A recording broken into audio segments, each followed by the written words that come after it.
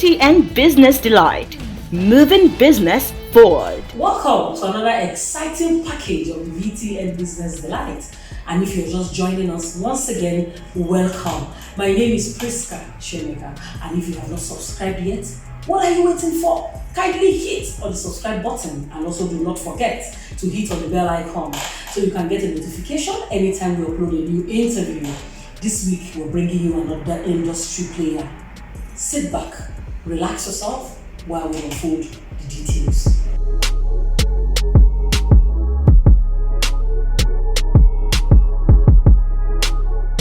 Yeah, truly, Dear Family Company has come a long way. We've been here for nearly 36 years, and we built a real estate practice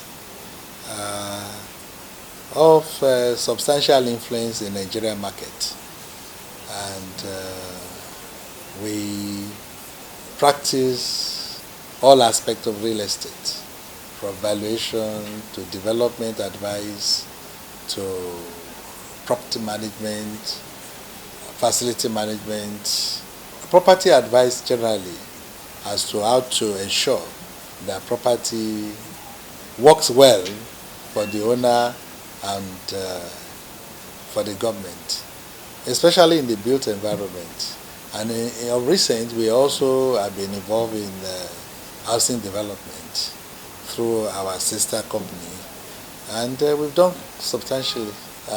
In the affordable homes, which we would have had about nearly 5,000 to 6,000 housing built over the period.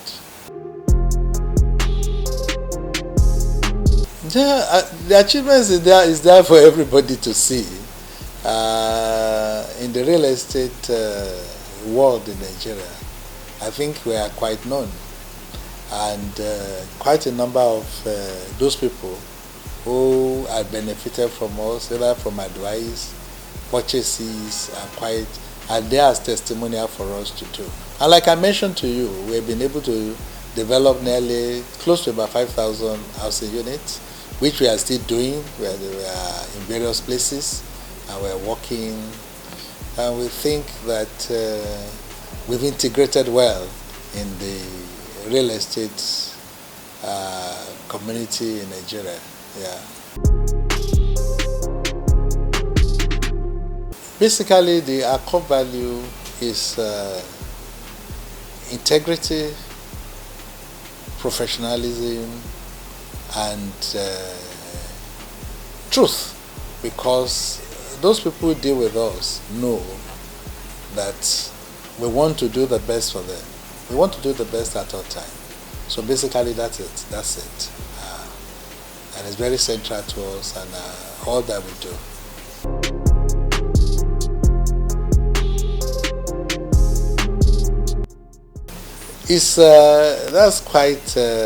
That would be quite a wild kind of thing. We've been involved in so many things, in rating valuations from Kaduna. There was a time we had to do the entire Kaduna. We did in Yola, we did in Ibadan. When you take them sectorially like that, if you are talking about valuation of assets for quite a large number of companies, both in the oil sector, in manufacturing, and indeed all over. It'd be difficult to continue to mention. 36 years thereabout of practice is so wide. And for me to be able to remember all, but there are epic ones like the Kaduna one, which was big, like even during the time of this posing the produce corporations, when they were disbanding them, we had to be the cocoa produce, the cotton board, the granite board, quite a number of them. We had to work on them. So it's been an eventful 36 years or so of work all over Nigeria. And indeed, we are present in almost every area of Nigeria. We have a total of about 16 offices spread over Nigeria. And we also have an affiliate in UK that we worked with over the period.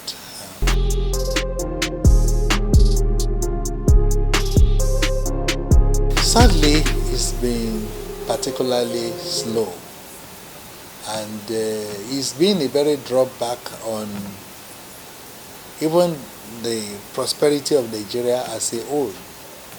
Most of advanced countries that you see that are rich and prosperous, most of their lending and development and asset base are usually in housing. If you talk of UK, the economy, their low portfolio mortgage thing is close to about 75% of what they have. And even we compare ourselves with what we call a moderate company like Malaysia. Malaysia started to do the right thing in real estate. And today, when you look at the low income earner there, they are nearly about $820 per month. That's what they consider a low income earner, which could actually be brought to Nigeria. But there's factors that has impeded the growth of Nigeria. It has also impeded our GDP growth. It has impeded our employment growth, and quite a large number of things that has been wrong with the way Nigeria has been structured for business and making it business friendly for those who will really want to invest in Nigeria.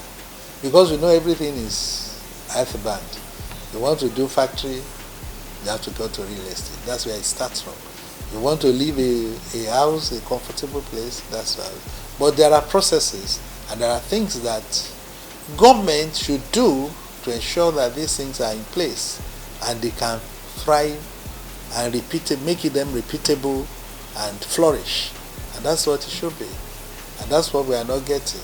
And you cannot do it individually because it's actually the work of government to ensure it is done.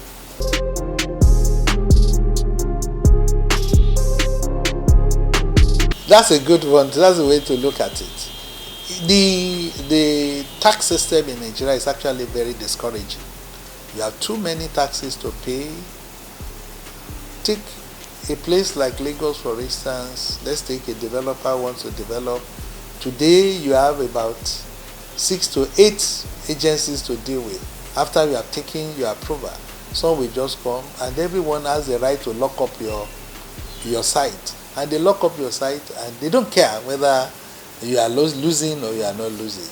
So multiple taxation is actually a problem in Nigeria, and it needs to be streamlined so that we have to pay taxes. Everybody knows that.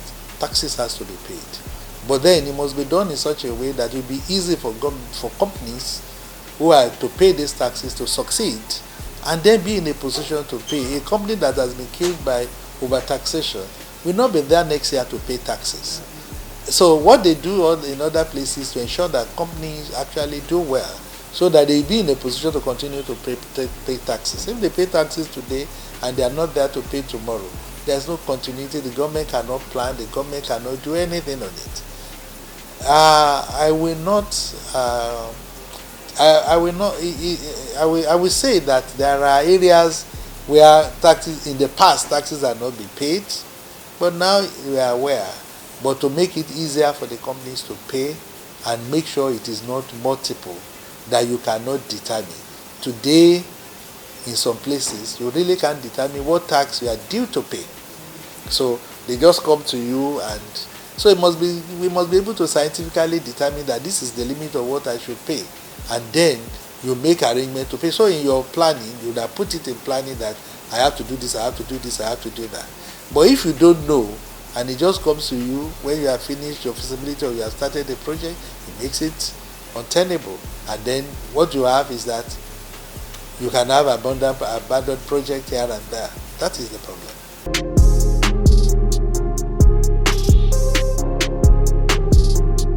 I'm a member of the Institute, the NISV. Over the years, it has evolved, and I'm so delighted at the growth of what has happened within the institution. The institution has been totally committed to the growth of the profession in Nigeria. in terms of skills, in terms of even dividing them into faculties so that they could deepen knowledge in those areas. That's very key.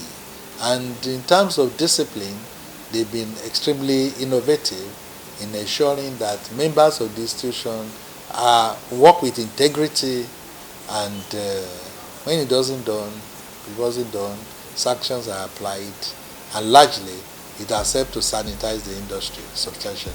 However, I will not fail in my duty to mention at this point there are people who hold themselves out to be practicing or doing it who are not members of the profession. It's tough to regulate such, so they also do some infraction in the market. But the issue is that when we have this kind of thing, we must have a way of enforcement that doesn't need to go through the court process of enforcing the situation, enforcing discipline, and this is what we should just look at. But as far as I'm concerned, the role of the institution in Nigeria will be very salutary, and I think I commend and especially the current crop of leadership. They are young and they are quite effective.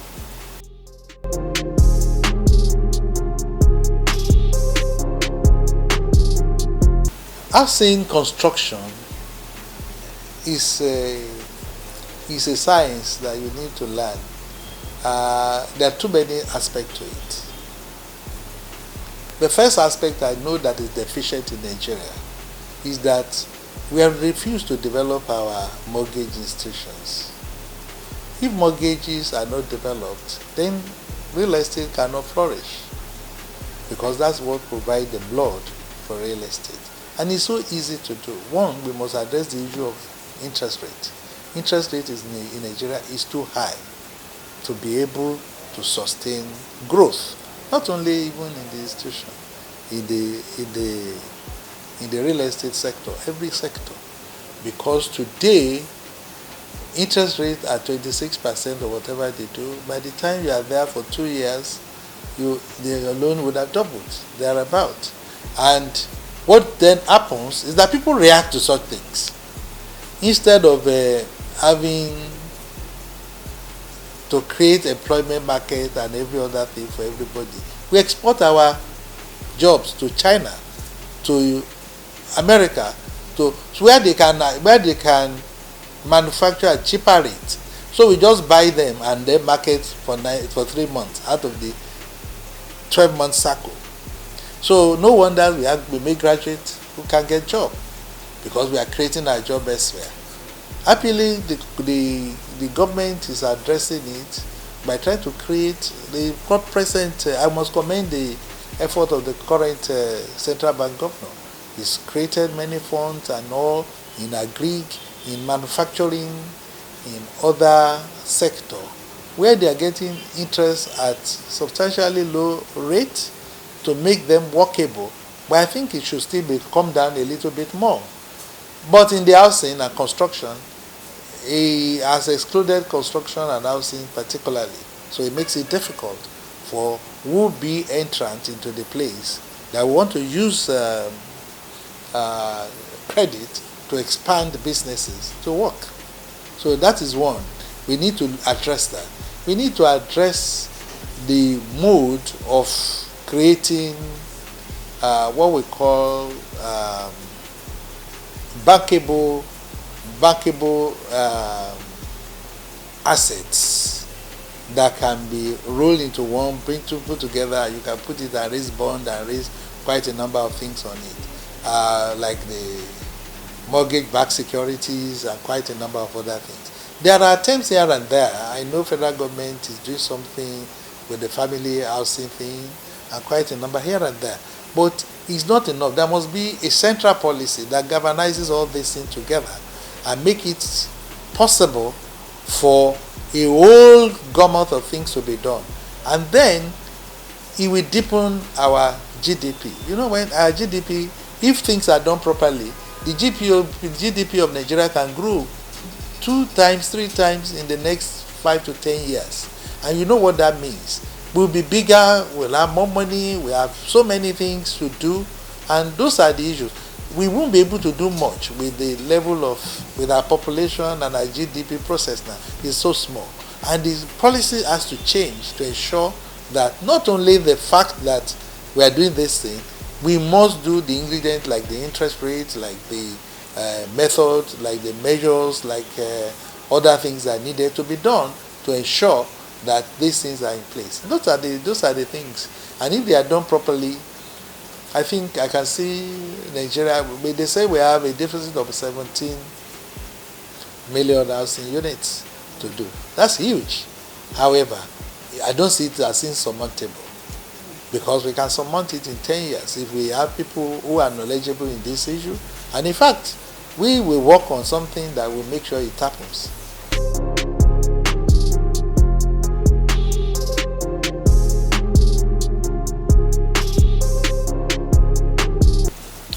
We've said interest rate has to come down. We said institutions have to be built and made stronger. We have said that they must allow things to work properly. Another thing we need to look at is energy. Energy has to be provided no matter what it is. I was talking to somebody, I said, look, the amount of money we spend on importing diesel alone yearly is enough to build the power plant that we need to run this country efficiently. However, it may be difficult to do it because of the state we find ourselves. But somebody will tell you today that, oh, Ghana has electricity. How? It's not every part of Ghana that has electricity. But Accra has been given enough so that they will function like a city. Lagos, you can dedicate to Lagos because Lagos controls more than 50% of GDP of Nigeria. So if you put power in it, it will make a difference. You can go to Kano. In those days when I've had an office in Kano for the past 27 years. There's no, in my office, I've never seen any day, Monday to Saturday, that we have electricity up to 4 hours. So how do you develop? No wonder when you look at all those tanning industry, those industry that were in Kano and those, they've closed up. So how do we do it? So like a place like Kano, if government says let's do a growth pole in Kano, and they put a 250 or 100 to 300 megawatts of electricity to serve the Kano city, everything we wake up. I was looking at Aba. Aba has an ingenious population who are doing things. But if they don't have power, how do you grow? So power is actually something government should look at and do everything that needs to be done. Happily, there are so many things that can be done now. But the government need to listen and evaluate what they have to ensure that things are done properly.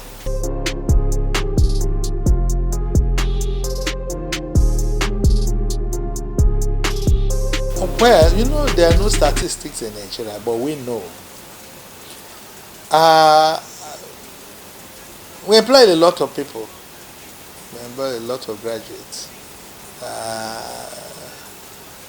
We have offices everywhere.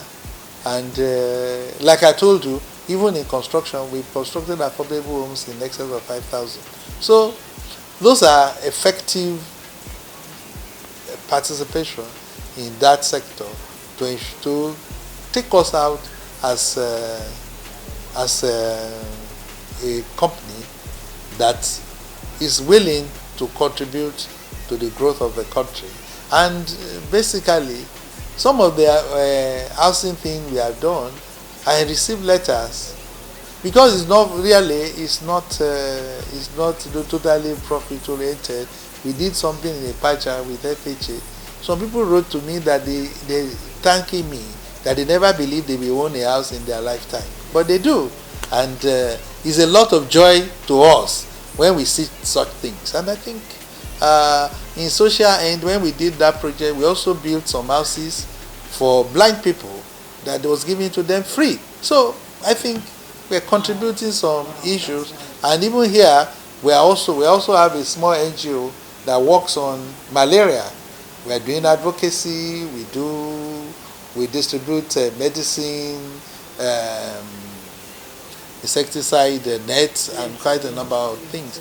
So in quite some areas we've been particularly helpful.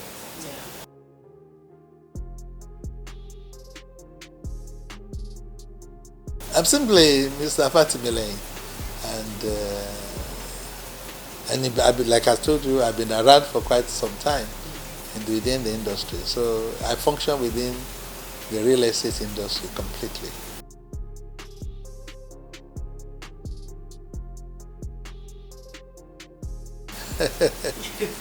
Good. I like that. When you practice real estate, it takes a lot of your time. It takes a lot of your time. But when relaxing, I can tell you, I exercise. I spend every morning. I spend about an hour in the gym. I do a lot of reading. I like reading. What else? I belong to some social. Yes, I do. Occasionally I find time to attend to those clubs. Yeah, thank you for having me. I'm delighted. I haven't seen you for a long time. Now seeing you again is a delight.